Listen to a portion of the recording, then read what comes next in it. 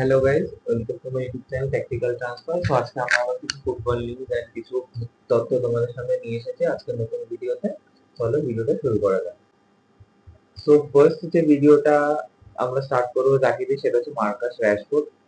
ঠিক আছে, ম্যানচেস্টার ইউনাইটেডের প্লেয়ার। সো আগের সিজনে অন লোনে অ্যাস্টন ভিলাতে ছিল, খুব ভালো পারফরমেন্স করেছে। সো বিগ নিউজ যেটা হচ্ছে এখন বার্সেলোনাতে সাইন করেছে। আপাতত এটা 6 মান্থ অন লোন আছে, বাট মনে হচ্ছে এটা পার্মানেন্ট করে দিতে পারে বার্সেলোনা। ঠিক আছে, তো র্যাশফোর্ডের জন্য আমি বলবো একটা ক্যারিয়ার রিভাইভ হয়েছে অলমোস্ট, কারণ ম্যানচেস্টার ইউনাইটেডে মনে হয় না ওর ক্যারিয়ার ছিল।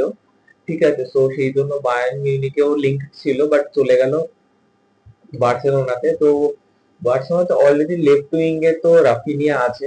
ঠিক আছে, মার্কাস রাশফোর্ড যদি টিমে চান্স পায়, বলা যাচ্ছে না প্লেইং ইলেভেনে স্টার্টিং ইলেভেনে কতটা নিয়ে জায়গা করতে পারবে। তো আমার মনে হচ্ছে অফ দ্য বেঞ্চ রোলই বেশি পেতে চলেছে। ঠিক আছে, যদি মার্কাস রাশফোর্ড স্টার্টিং করে, তো স্টার্টিং এর লেফট উইং এ যদি মার্কাস রাশফোর্ড হয়, তাহলে আমরা ক্যাম মানে সিএম রোলে দেখতে পারি রাফিনাকে। ঠিক আছে, সেন্ট্রাল অ্যাটাকিং মিডফিল্ডারে হতে পারে রাফিনা, সুইচ করতে পারে। রাফিনা হচ্ছে ভার্সেটাইল আছে, লেফট উইংও খেলতে পারে, আবার অ্যাটাকিং মিডফিল্ডও খেলতে পারে। র‍্যাশফোর্ড হচ্ছে নাম্বার 9ও খেলতে পারে। ঠিক আছে, ফরওয়ার্ডে আবার লেফট উইংও খেলতে পারে। তো বার্সেলোনা যদি আমরা দেখি, অ্যাটাকিং লাইন আপ কিন্তু অনেকটা স্ট্রং হয়ে গেছে। একদিকে লামিন ইয়ামাল আছে, রাফিনা আছে, র‍্যাশফোর্ড আছে, ড্যানি ওলমো, ফেরান টোরেস, লেভানডস্কি। তো ছজন যে অ্যাটাকার অনেক ভালো একটা সিজনের শুরুতে বুস্ট পেলো, কারণ বার্সেলোনা এমনি অনেক প্রবলেমে ভুগছে, কারণ ওদের লাপোর্তা যে আছে না, ওদের ফাইন্যান্সিয়াল দিকটা ভালোভাবে ওরা ম্যানেজ করতে পারেনি। ঠিক আছে, ওরা প্লেয়ারকে রেজিস্টার করতে প্রবলেম হচ্ছিল, যে জন্য নিকো উইলিয়াম সাইন করেনি। তো মার্কাস রাশফোর্ড সাইন করেছে। ঠিক আছে, বার্সেলোনার জন্য ডিলটা কাট প্রাইসই হয়েছে। ঠিক আছে, পার্মানেন্ট ডিল এখনো সাইন করেনি, বাট 6 মান্থ অন লোনে আছে। চাইলে দু পার্টি যদি এগ্রি হয়, তাহলে এটা ওরা ট্রান্সফার ফিস বা ট্রান্সফারটা আরো পার্মানেন্ট ডিলও করতে পারে। ঠিক আছে, তো দেখা যাক রাশফোর্ড কতটা নিজেকে মেলে ধরতে পারে নতুন সিজনে নতুন ক্লাবে। আশা করছি বার্সেলোনার পারফরমেন্সটা ভালোই দেবে। নেক্সট হচ্ছে জেকোবো রেমন। ঠিক আছে, রিয়াল মাদ্রিদের প্লেয়ার যে কোমোতে সাইন করছে। ঠিক আছে, সো এটা একটুখানি এক্সপেক্টেডই ছিল যে জেকোবো হয়তো ছেড়ে দেবে রিয়াল মাদ্রিদ, বিকজ একটা ডিফেন্ডার হয়তো রিয়াল মাদ্রিদ এই মুহূর্তে দরকার নেই, কারণ পিকিং অর্ডার অনেকটা পিছিয়ে আছে জেকোবো রেমন। অলরেডি রিয়াল মাদ্রিদের কাছে ডিন হিউসন আছে, রুডিগার আছে, রাউল অ্যাসেনসিও আছে। যদি আমি সেন্ট্রাল ডিফেন্ডারের কথা বলি, ডেভিড আলাবা আছে। তো সেখানে অলমোস্ট ফোর্থ আর ফিফথ নাম্বার ডিফেন্সের নাম আসে জেকোবো রেমন, যাকে প্লেইং টাইম অনেক কমই পাচ্ছিল। সো কোমোর জন্য মেবি মুভটা ভালো হবে, কারণ মাত্র 2.5 টু 3 মিলিয়নের মধ্যে ডিলটা ডান হয়েছে। ঠিক আছে, কোমো যে স্কোয়াড যেটা বিল্ড করছে, বেশ ভালোই স্কোয়াড বিল্ড করছে নতুন কিছু ইয়াং ট্যালেন্ট নিয়ে, যেখানে অন্যতম দিচ্ছে জেকোবো রেমন রিয়াল মাদ্রিদের। নেক্সট হচ্ছে আলভারো মোরাতা টু কোমো। ঠিক আছে, সেম আবার কোমোই বিট করেছে আলভারো মোরাতার জন্য। ঠিক আছে, আলভারো মোরাতার ক্যারিয়ারটা এরকম হচ্ছে, ঠিক আছে আমি জানি না ওর এজেন্টরা কিভাবে ক্যারিয়ারটাকে ম্যানেজ করছে বা নিজেও। তো লাস্ট আমরা মোরাতাকে ইন অ্যাকশন দেখেছি হচ্ছে ইউএফএ নেশনস লিগের ফাইনালে, পেনাল্টি মিস করেছিল। ঠিক আছে, অলমোস্ট ডেভাস্টেটিং লাগছিল মোরাতাকে দেখে, বাট জানি না কেন মোরাতার যতটা পটেনশিয়াল ছিল সেইভাবে কিন্তু ক্যারিয়ারটা করে রিভাইভ করতে পারেনি, কারণ অন লোনে অনেকবার খেলেছে। অ্যাথলেটিকো মাদ্রিদ থেকে রিয়াল মাদ্রিদ, রিয়াল মাদ্রিদ থেকে চেলসি, চেলসি থেকে জুভেন্টাস, জুভেন্টাস থেকে অ্যাথলেটিকো মাদ্রিদ, আবার রিয়াল মাদ্রিদ। সো পুরো রোলার কোস্টার রাইড গেছে। ঠিক আছে, মোরাতার জন্য স্টিল কিন্তু অনেক ইয়াং আছে, 31-32 ইয়ার্স এজে আছে মোরাতা। স্পেনের কারেন্ট ক্যাপ্টেনও আছে, ক্যাপ্টেন আর্মব্যান্ডও ওর কাছে আছে। তো চেক ফ্যাব্রেগাস আর মোরাতা অনেকটা ক্লোজ আছে, দুটোই স্পেনের স্পেনের প্লেয়ার। তো মোরাতা মনে হচ্ছে কোমোতেই যাচ্ছে। ঠিক আছে, ব্যাপারটা হচ্ছে রাহিম স্টার্লিং কে নিয়ে, যে কারেন্টলি আর্সেনালে আছে। ঠিক আছে, তো আর রাহিম স্টার্লিং এর সাথে লিভারকুসেনের সাথে লিঙ্ক আছে। ঠিক আছে, ভ্যালুয়েশন 20 মিলিয়ন অ্যারাউন্ড। ঠিক আছে, রাহিম স্টার্লিং দেখতে গেলে যখন ম্যানচেস্টার সিটিতে ছিল তখন কিন্তু ক্যারিয়ারের পিকে ছিল, যখন আর্সেনাল নিয়েছে কিন্তু অলরেডি পিককে ছাড়িয়ে চলে এসেছে রাহিম স্টার্লিং। ঠিক আছে, তো লাস্ট দুটো সিজন ধরে পারফরমেন্স সেরকম করতে পারেনি, সেই জন্য আউট অফ ফেভারও হয়ে গেছে। যেহেতু আর্সেনাল গিওকরেসকে সাইন করাচ্ছে, ঠিক আছে, টসার্ড আছে, গ্যাব্রিয়েল মার্টিনেলি আছে, তো সেখানে রহিম স্টার্লিং এর জন্য টিমের জায়গা বানানোটা একটু ডিফিকাল্ট। তো এরিক টেন হাগ এখন কোচ হয়ে আছে লিভারকুসেনে। তো জানি না কেন রহিম স্টার্লিং বুন্ডেসলিগাতে সুইচ করে আছে ইংলিশ প্রিমিয়ার লিগ থেকে।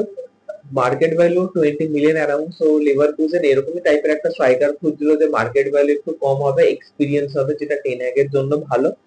লেভারকুজেন সবাই জানে যে জাভি ছেড়ে রিয়াল মাদ্রিদে চলেছেন, তাদের নতুন কোচ টেন হ্যাগ আছে। তো ওরা ফরওয়ার্ড খুঁজছে, কারণ শোনা যাচ্ছে প্যাট্রিক শিকো হয়তো ছেড়ে দিচ্ছে লেভারকুজেন, তো সেই জন্য ওরা একটা এক্সপিরিয়েন্স স্ট্রাইকার খুঁজছিল নিজেদের ফরওয়ার্ড পজিশনটাকে আরো স্ট্রং করার জন্য। তো লেভারকুজেনের সাথে রাহিম স্টার্লিং এর লিঙ্ক আছে 20 মিলিয়নে। আশা করা যাচ্ছে দু একদিনের মধ্যে ডিল ডান হয়ে যাবে। নেক্সট হচ্ছে ফেডরিকো কিয়েসা। ফেডরিকো কিয়েসা তো অ্যাটলান্টা একটা রুমার শোনা যাচ্ছে। ঠিক আছে, ফেডরিকো কিয়েসা হচ্ছে ফর্মটা লিটারালি অনেকটা ডিপ করে গেছে। যখন জুভেন্টাসে গেল, জুভেন্টাসের পারফরমেন্স খুব যে খারাপ ছিল সেরকম নয়, তো জুভেন্টাস থেকে অন লোনে লিভারপুলে চলে আসলো। লিভারপুলে পুরো সিজন মানে হাফ অফ সিজন মাত্র 5টা ম্যাচ খেলেছে, 5টা ম্যাচ খেলে প্রিমিয়ার লিগ চ্যাম্পিয়ন হয়ে গেছে। ঠিক আছে, এরকম লাখো দর করে মাত্র 5টা, কেউ কেউ 5টা সিজন 15টা সিজন খেলে liver English Premier league champion হতে পারে না। সেখানে ফেডরিকো কিয়েসা 5টা ম্যাচ খেলে total English Premier league champion হয়ে গেছে লিভারপুলের হয়ে। ঠিক আছে, তো লিভারপুলের হয়েও অলমোস্ট আউট অফ ফেভার হয়ে যাচ্ছে ফেডরিকো কিয়েসা, বিকজ সেরকম চান্স করতে পারছে না। স্টার স্টাডেড লাইন আপে অলরেডি ওরা কুয়েরাসকে সাইন করেছে, রড্রিগো লিঙ্কটা আছে। ঠিক আছে, লুইস দিয়াজ থাকতেও পারে, নাও থাকতে পারে টিমে, মোহাম্মদ সালাহ আছে, তো সেখানে ফেডরিকো কিয়েসা প্লেইং ইলেভেনে একদম গ্যারান্টি স্টার্টিং লাইন আপে মনে হচ্ছে না চান্স পাবে। তো সেই জন্য যেহেতু নেক্সট ইয়ার ওয়ার্ল্ড কাপ আছে, প্লেইং টাইম খোঁজার জন্য হয়তো অন্য ক্লাব সার্চ করছে।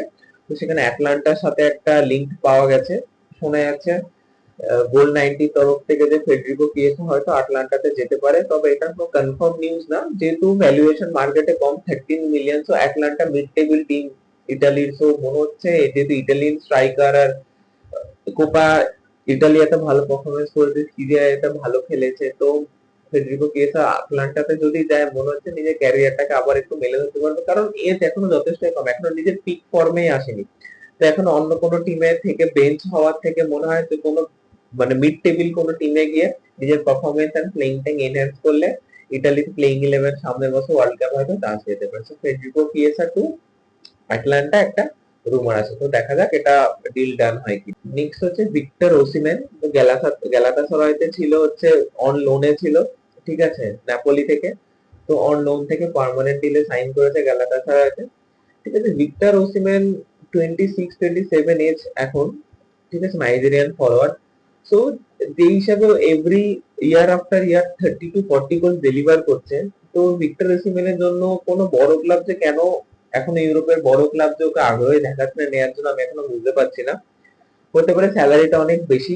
ঠিক আছে, নেপোলি যে ফিসটা হয়তো চাইছে সেটা হয়তো কোনো ক্লাব ফুলফিল করছে না। আর যেহেতু আফ্রিকান স্ট্রাইকার, সত্যি বলতে গেলে এখন ইউরোপের ব্যাপারটা আছে, যদি ইউরোপিয়ান কোনো স্ট্রাইকার মার্কেট ভ্যালু যেটা থাকে, আফ্রিকান স্ট্রাইকার যে আছে না, আফ্রিকান কাপ অফ নেশন যারা খেলে আফ্রিকান দেশের স্ট্রাইকার আছে, ভ্যালুয়েশন কম হয়।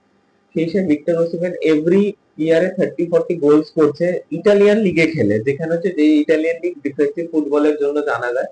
তো সেইখানে খেলে ভিক্টর ওসিমেন 30 to 40 গোল করছে এভরি সিজনে। তো সেখানে কোনো বড় টিম নিতে আগ্রহী দেখাচ্ছে না। সেখানে গ্যালাতাসারায় থেকে আগের সিজন ভালো খেলেছে, সেখানে টার্কিশ লিগও জিতেছে, তো সেখানে ডিলটা পার্মানেন্ট করে দিচ্ছে। তো কাট প্রাইসেই হচ্ছে ডিলটা, কিন্তু এটা ভিক্টর ওসিমেনের জন্য ক্যারিয়ার হয়তো আরো ভালো গ্রো করার চান্স থাকতো যদি ইউরোপের অন্য কোনো বড় ক্লাবে যেত বা বড় লিগে খেলতো। তো গ্যালাতাসারায় টিম খারাপ নয়, একটা সময় স্নেইডার, ডিডিয়ে দ্রগবা, আর্দা তুরান ওরা খেলে গেছে। ঠিক আছে, তো এখন হয়তো টিমটা অতটা মানুষের ফলো করছে না টার্কিশ লিগ, তো সেই জন্য হয়তো বুঝতে পারছে না। বাট গ্যালাতাসারাইতে ভিক্টর ওসিমেন নেক্সট সিজন থাকবে, তারপর দেখা যাক পরের আরেক সিজন কন্টিনিউ করে কিনা। যখন আবার এই সিজনে 30-40-50 গোল যদি ক্রস করে, তো তখন ইউরোপের যে কোনো বড় ক্লাব হয়তো নিতে আগ্রহী দেখাবে।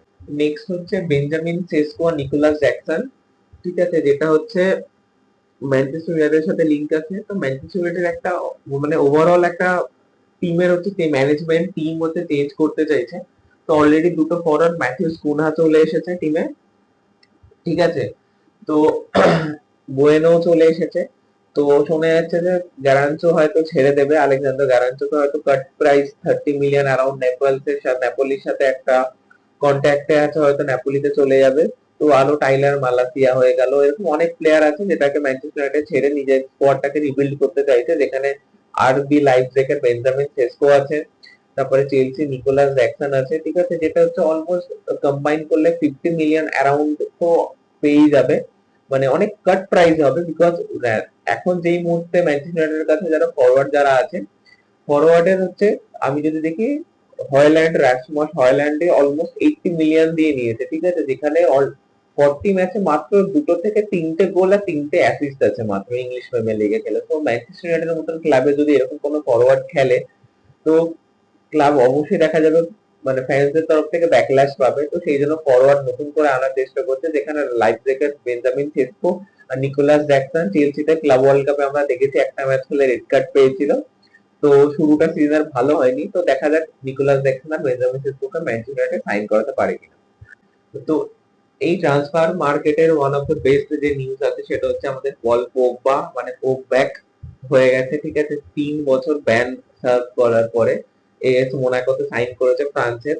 তো পোগবার হচ্ছে আগের বছরই ওর ব্যান চলে গেছিল, ঠিক আছে, ব্যান উঠে গেছিল, কিন্তু কোনো ক্লাব তাকে নিতে, পোগবাকে নিতে আগ্রহ দেখায়নি। সেই জন্য পোগবা নিজস্ব পার্সোনাল ট্রেনিং করে গেছিল, অনেক ক্লাবের সাথে কন্ট্যাক্ট করেছিল এজেন্টরা, কিন্তু কোনো ক্লাবই নিতে আগ্রহ দেখায়নি। পল পোগবাকে ফাইনালি মোনাকো নিয়েছে। এরকম কোনো টিম নয় যে যে কোনো টিমে সাইন করেছে, মোনাকোতে সাইন করেছে, যেটা ফ্রান্সের one of the most successful club, ঠিক আছে, মোনাকোতে সাইন করছে, যেখানে অলরেডি আমাদের ফালকাও খেলে গেছে, ক্যালেন এমবাপে একসময় খেলতো, যেখান থেকে আমরা বার্নার্ডো সিলভার মতন প্লেয়ার পেয়েছি।